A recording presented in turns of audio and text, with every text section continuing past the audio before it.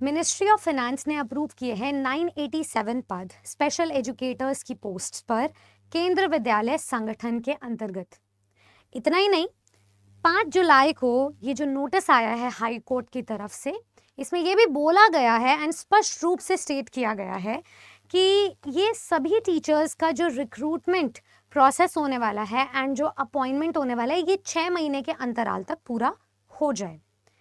अब यहाँ पर मैं 2-3 चीज़ें डिस्कस करूंगी स्टूडेंट्स के साथ। सबसे पहली बात तो ये कि केवीएस ने 2018 के बाद जो है ये ओलंपिक का गेम नहीं चलाया, bumper vacancies year on year दी है एंड इस बात का जो प्रमाण है वो है 2022-23 की वैकेंसी।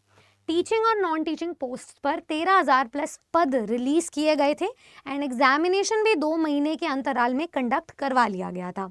फॉलोड बाय, अगर मैं ज्वाइनिंग भी हो चुकी है अब स्टूडेंट्स की 2024 की बात करूं तो यहाँ पर जो वेकेंट पोस्ट केवीएस ने निकाले हैं, अपने ऑफिशियल वेबसाइट पे भी मेंशन किया गया है, वो 7,000 लमसम बनते हैं। अब इसके अलावा बहुत सारे टीचर्स यहाँ पे प्रमोशनल लेवल पर भी जाएंगे, बहुत सारे टीचर्स रिटायर भी होंगे, बहुत सारे टीचर्स जो है अगर उनका कहीं और चयन हो जाता है तो वहाँ से भी ड्रॉप आउट ले लेते हैं। वो वेकेंट पोस्ट की संख्या और भी बढ़ेगी। इसके अलावा केवीएस ने रीजनल बेसिस पे भी बहुत सारी कॉन्ट्रैक्चुअल बेसिस पर जॉब्स निकाली हैं।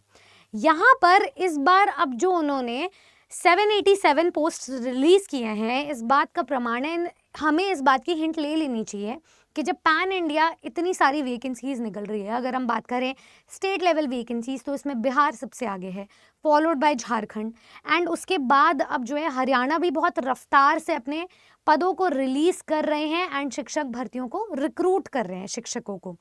यहाँ पर हमें सेंट्रल लेवल पर ईएमआरएस के भी फेजेस में वैकेंसीज देखने को मिल रही है। एनवीएस का भी नोटिफिकेशन जो है अगस्त के मंथ में आता ही होगा। DSSB ने साल के शुरुआत में अपनी वैकेंसी निकाली थी एंड दूसरे फेज में भी अब दिसंबर जनवरी में टीजीटी पीजीटी पोस्ट पर वैकेंसीज देखने को मिलेगी। पीआरटी की वैकेंसी मच अवेटेड है। आप ये मान करके चलें कि केवीएस भी साल के अंत तक आपको वैकेंसीज देगा ही देगा एंड साथ ही में जो स्पेशल एजुकेटर की पोस्ट है इस पर जो 987 पद निकले हैं, ये काफ़ी अच्छा खासा नंबर है। हम इसमें अपनी तैयारी कैसे कर सकते हैं और कौन कौन आवेदन कर सकता है, एक बार इस पर बात कर लेते हैं। सबसे पहले तो यहाँ पर नोटिस में भी गिवन है कि आपका जो है 6/7 का पे लेवल रहेगा, जो भी स्पेशल एजुकेटर्स की पोस्ट में शिक्षक बनेंगे। 6/7 का मतलब है 7th पे कमीशन में लेवल 6 रहेगा, तो आपकी सैलरी जो है वो 35,400 से लेकर के कहीं तक भी 1,12,400 तक जा सकती है। तो ये आपके लिए एक बेनिफिट है और एक पर्क है। आगे बात करते हैं एलिजिबिलिटी की। सबसे पहले तो मैं स्टूडेंट्स को बता देना चाहूँगी कि अगर आप में से किसी ने भी ग्रेजुएशन किसी भी डिसिप्लिन में किया है 50% मार्क्स के साथ, साथ में आपके पास डिप्लोमा डिग्री है, वो किसी भी नाम से हो सकती है, फॉलोड बाय आपके पास कंप्यूटर नॉलेज होना मस्ट है। अगर ये 3 क्वालिफिकेशंस में आपके पास टिक लग जाता है तो आप एलिजिबल होंगे।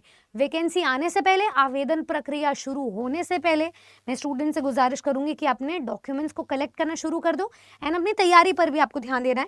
साथ ही साथ में डिटेल्ड वीडियोस आपको मिलेंगी इसी चैनल पर, एज लिमिट के रिगार्डिंग, सिलेबस के रिगार्डिंग, एग्जाम पैटर्न के रिगार्डिंग। बट अभी क्या करें, जैसे हमें नोटिफिकेशन सुनने को मिला, आपके पास ऑप्शन यही रह जाता है कि आपने तैयारी शुरू कर देनी है, क्योंकि 2 महीने की जो तैयारी है वो इतनी इनफ हो नहीं पाती है। साल भर का सिलेबस है, 2 महीने में कंप्लीट पिछली बार किया था, हो सकता है इस बार भी इतना ही टाइम लिया जाए। जब 6 महीने के अंतराल में हमें अपना अपॉइंटमेंट लेटर दे देना है टीचर्स को, सारी आवेदन प्रक्रिया, रिक्रूटमेंट कंप्लीट कर देना है, तो फिर आपका फर्ज बनता है कि आप अपने एंड पर तैयारी सॉर्टेड रखो। अगर आपके पास अभी कोई बेंचमार्क नहीं है, कोई रेफरेंस पॉइंट नहीं है कि तैयारी कैसे शुरू करें, तो मैं आपको लमसम थोड़ा सा शॉर्टलिस्ट करके दे देती हूँ कि अपने एग्जाम पैटर्न में सबसे पहले तो पेपर 1 की नीड को पहचानो एंड जो पेपर 2 आपका खुद का सब्जेक्ट होता है तो वो आपको सेग्रीगेट कर लेना है। पेपर 1 अभी तक बहुत सारे एग्जाम से रेजोनेट करता है, as good as NVS, as good as EMRS. NVS और ईएमआरएस दोनों का ही जो सिलेबस पैटर्न है वो इसके पेपर 1 से मैच करता है, जिसमें आपके लैंग्वेज आ जाते हैं, जिसमें आपका रीजनिंग आ जाता है, आईसीटी आ जाता है, जीके आ जाता है। तो अभी जो रेगुलर एग्जाम पैटर्न है, क्योंकि इसमें कंप्यूटर एप्लीकेशन की भी जरूरत होती है, तो आईसीटी पर अच्छा खासा ध्यान देना। एंड लैंग्वेजेस में कंपलसरी होता है केवीएस के एग्जाम में, तो उस पर भी ध्यान देना। अनलाइक ईएमआरएस एंड एनवीएस वहाँ पे क्वालिफाइंग होता है, तो आपको ओवरऑल मेरिट बनानी है यहाँ पर, ठीक है। तो पेपर 1 की तैयारी आप किसी भी एग्जाम के साथ साथ कर सकते हैं, क्योंकि हर एग्जाम का जो मैंने आपको सेंट्रल वैकेंसीज बताई है, सिलेबस मोर और लेस सेम रहता है। फिर बात कर लेते हैं सब्जेक्ट की। सब्जेक्ट की आप अपने अनुसार तैयारी करेंगे एंड उस पर तो होल्ड आपकी डिग्री बेसिस पे एंड क्वालिफिकेशन बेसिस पे आज आना शुरू हो जाता है, तो उसको पक्का करते रहेंगे। अगर आपको इस एग्जाम से रिलेटेड कोई भी फ्री रिसोर्स या स्टडी मटेरियल चाहिए तो आप नीचे गूगल फॉर्म फिल कर सकते हैं। Our team will reach out to you and आपको बेस्ट कैपेसिटी में सारी हेल्प प्रोवाइड करेगी। तो ऑल द वेरी बेस्ट, तैयारी आज से शुरू कर दो, बिकॉज अभी नहीं तो कभी नहीं वाली सिचुएशन लेकर आता है केंद्र विद्यालय संगठन, एंड इसमें जॉब ले ली, इसमें अगर आपकी ज्वाइनिंग हो गई है तो आपकी बल्ले बल्ले है, इससे बढ़िया न्यूज़ कोई हो नहीं सकती है। So good luck there.